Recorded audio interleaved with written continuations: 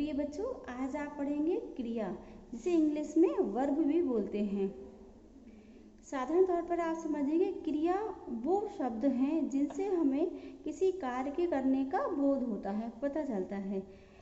इसकी परिभाषा को पढ़ेंगे और समझेंगे। वे शब्द जिनसे किसी कार्य के करने या होने का किसी व्यक्ति या वस्तु की अवस्था या स्थिति के बोध होने का संकेत मिलता है, क्रिया कहलाते हैं। अब इस परिभाषा को हम उदाहरण के तौर पर समझेंगे, उदाहरण के द्वारा समझेंगे कि क्रिया किसे कहते हैं। आप इस समय देखो, मैं आपको पढ़ा रही हूँ, तो मैं क्या काम कर रही हूँ? पढ़ाने का कार्य कर रही हूँ। तो इट मीन्स ये क्रिया है। इसका मतलब क्या है कि ये क्रिया है। जो पढ़ने का कार्य हो, पढ़ाने का जो कार्य किया जा रहा है वो क्या है? क्रिया शब्द है। और आप यहाँ पढ़ रहे हैं, तो जो आप पढ़ रहे हैं क्या काम कर रहे हो? पढ़ने का कार्य कर रहे हो। तो जो पढ़ने का कार्य कर रहे हो वो क्या है? वो भी ये क्रिया है। घर पर आपकी मम्मी खाना बना रही हैं, तो मम्मी क्या काम कर रही हैं? खाना बनाने का काम कर रही हैं, तो वो भी क्या है? क्रिया शब्द है। बाबा जी आपके न्यूज़पेपर पढ़ रहे हैं, तो जो पढ़ने का कार्य कर रहे हैं वो भी क्या है? क्रिया है। इसी तरह से बहुत सारे ऐसे उदाहरण हैं। जैसे आप कहें मैं हंस रहा हूँ, तो आप हंसने का कार्य कर रहे हैं, तो ये भी क्रिया है। आप रो रहे हैं, वो भी एक क्रिया है कि आप रो रहे हैं किसी कारणवश। तो जो आप हंस रहे हैं, रो रहे हैं, सो रहे हैं, खा रहे हैं, कुछ दौड़ रहे हैं, कहीं जा रहे हैं, तो ये जितने भी सारे काम हो रहे हैं तो वो सारी क्या है? क्रिया हैं। यहाँ पर देखिए एग्जाम्पल है, एक उदाहरण है। हर्ष अस्वस्थ है। हर्ष क्या है? इस समय बीमार है। तो इसकी अवस्था का आपको बोध हो रहा है कि वो क्या है? अस्वस्थ है, इसलिए वो क्या? लेटा हुआ है। तो जो इसमें हर्ष की जो अवस्था का पता चल रहा है, तो इससे भी ये क्रिया का पता चल रहा है कि जो हर्ष क्या है? अस्वस्थ है, इसलिए वो लेटा हुआ है। प्रियांशी दौड़ रही है। देखिए यहाँ पे ये भाग रही है, तो इसकी भी दशा स्थिति पता चल रही है, क्रिया हो रही है कि ये दौड़ रही है।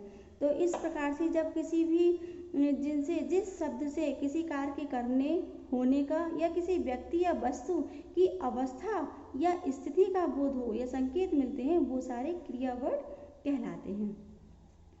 आगे देखिए, क्रिया में लिंग, वचन, कारक और काल के कारण परिवर्तन होता रहता है, क्योंकि क्रिया शब्द विकारी होते हैं।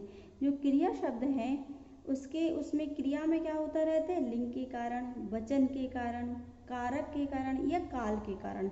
ये जो वर्ड्स हैं, लिंग, वचन, कारक और काल, इनके कारण जो क्रिया में परिवर्तन होते रहते हैं वो क्या कहलाते हैं? वो विकारी शब्द कहलाते हैं। अब ये विकारी शब्द क्या होते हैं, इसे भी आप समझिए। विकारी मतलब होता है बदलाव या परिवर्तन। वे शब्द जिनके रूप में लिंग, वचन, कारक और काल के कारण परिवर्तन आए, वही विकारी शब्द होते हैं।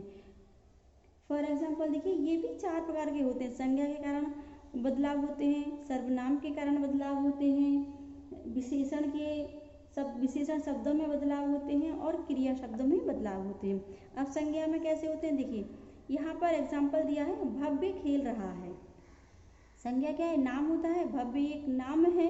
और यहाँ पर देखिए भव्य खेल रहा है, भावना खेल रही है, ये संज्ञा है। तो इसमें क्या है? लिंग के कारण परिवर्तन हो रहा है। जो ये लड़का है, भव्य क्या है? लड़का है। तो लड़का है जो पुल्लिंग में आ गया, तो इसके कारण क्या लिखा है? खेल रहा है, ये चेंज आ रहा है। और यहाँ पर देखिए भावना खेल रही है। भावना क्या है? एक लड़की है, तो ये कौन सा? स्त्रीलिंग है, इसलिए खेल रही है। देखिए इसमें लिंग के कारण परिवर्तन हो गया, तो इसलिए क्या है? विकारी शब्द है। बच्चा झूला झूल रहा है। देखिए बच्चा क्या है? झूल रहा है, एक है, सिंगुलर नंबर है, इसलिए झूल रहा है। बच्चे झूला झूल रहे हैं। यहाँ पर देखिए 1 से 2 दूसरा बच्चा भी दिखाई दे रहा है, इसीलिए क्या है? बहुवचन में है, तो ये वचन के कारण परिवर्तन हो रहा है। तो जो विकारी शब्द हैं वो लिंग के कारण, वचन के कारण, कारक के कारण और काल के कारण परिवर्तन होता रहता है, क्योंकि ये सारे क्या होते हैं? विकारी शब्द कहलाते हैं।